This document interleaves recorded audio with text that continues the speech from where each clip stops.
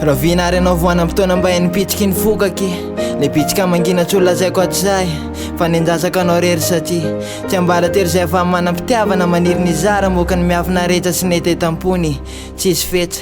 azo atao hoe manaraka ome fotoana kely an'io ampahafantariko anao ny tantarako eny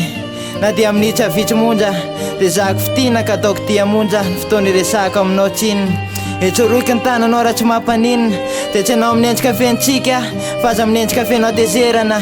fa ny afity ataoko ny tika mpita aminao ka aza ferana de aza manafa itsy andory fa kosa anazava sy anome fitiavanao sy tia miavosa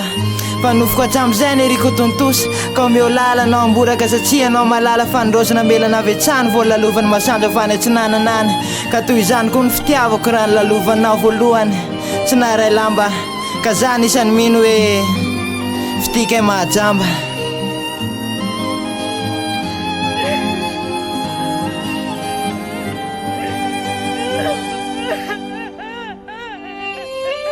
eny raha avako na de ena tsara manjavaka ny tavako de nery ny fitina nokatrany vavako ipitsika manginy ao antsofinao hoe tiako ianao fa safidiko mety kisenjasenja ihany nefa inoko fa zay lahatra voasoratra hitako anao ka mino fotsiny ihany raha sitraka ao fa nitiavako anao de nifatsoranao koatra ny endrika kanjo zay namorona ny pahary anao ka toyko meko anao de hoe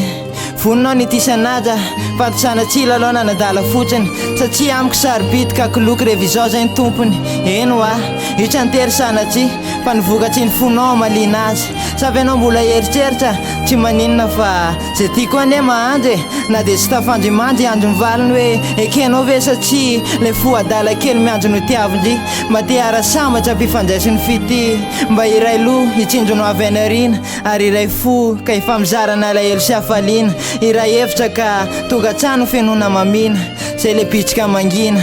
efa takatrao ny tiako ambara zay no mba fanindrina valiny sisa nandrasako malala zay nanio fa mandra-peo ninjay mananteno aho zay